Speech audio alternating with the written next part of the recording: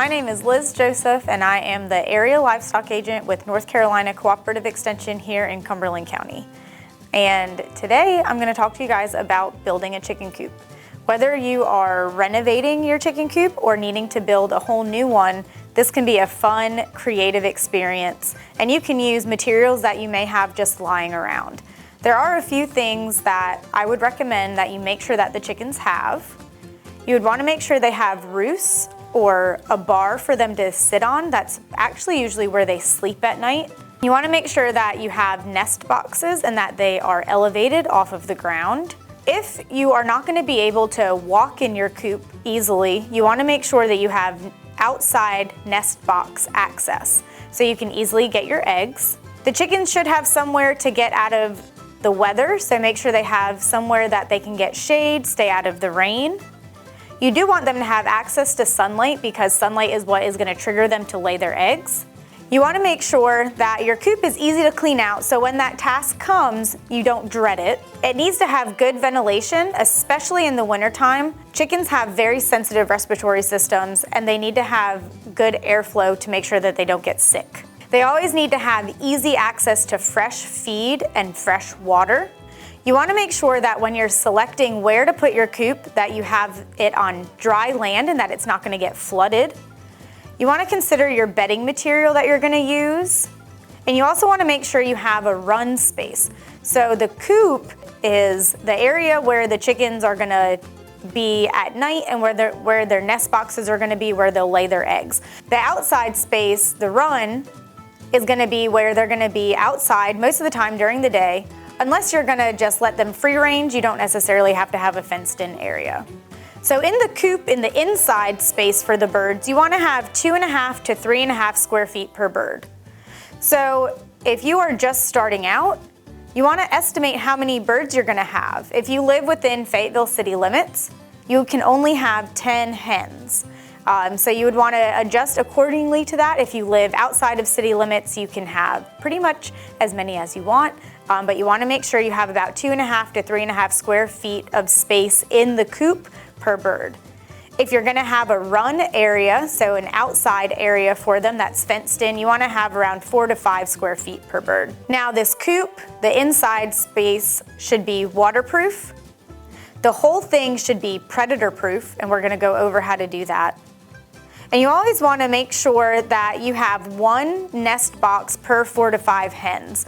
You can have more than that, but those hens are more than likely going to share just a few nest boxes.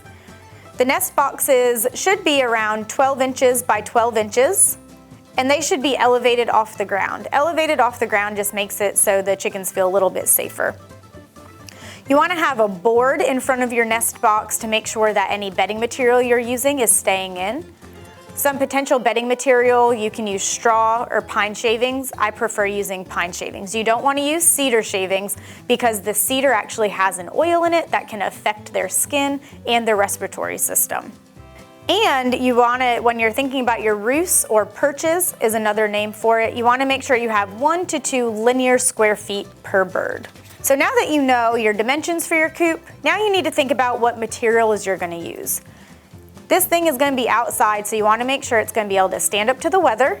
You want to use treated wood. If you don't use treated wood, you need to treat it with something, some kind of stain or sealant. When it comes to the area down around the bottom of your run, anything that's going to be a securing area, you do not want to use chicken wire. Chicken wire is too thin, and when it comes in contact with the soil, it will rust and it does disintegrate and break down pretty quickly. So I would suggest using either field fencing or hardware mesh. Hardware mesh is small openings and a thicker gauge wire. If you're going to have your run outside, you need to think about using some poultry netting over the top of it so you avoid getting any hawks or any other predatory birds in there. You can use metal for your coop, you can use metal for your roof. I've seen a lot of coops made out of pallets. You can use scrap material, whatever you have laying around that's gonna work. You wanna make this fun, easy, and inexpensive. So the hardware mesh usually has a really small opening, so it's hard for things to get in and things to get out. It also is a thicker gauge wire.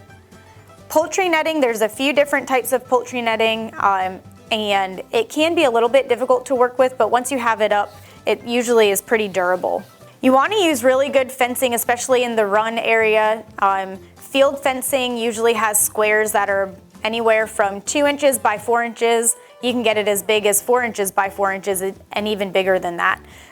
The bigger squares will work for your larger chickens, but if you're planning on putting any chicks or smaller birds in there, you would want to have some kind of barrier to make sure that those chicks can't get through your field fencing. They also make electro netting, it's called, and it's an electric fence that helps keep things in and out.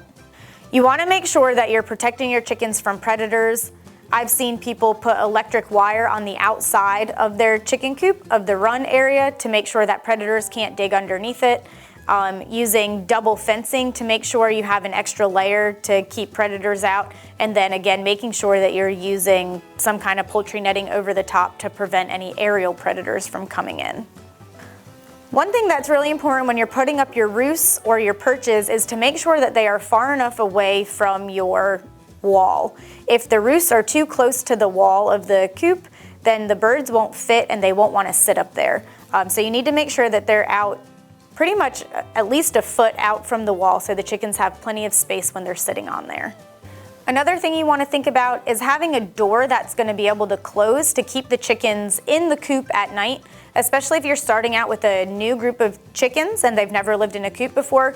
You're going to want to close them in there at night for the first, probably 3, 4, 5 nights until they get the hang of it. Eventually they will put themselves to bed and they will get used to where they need to go.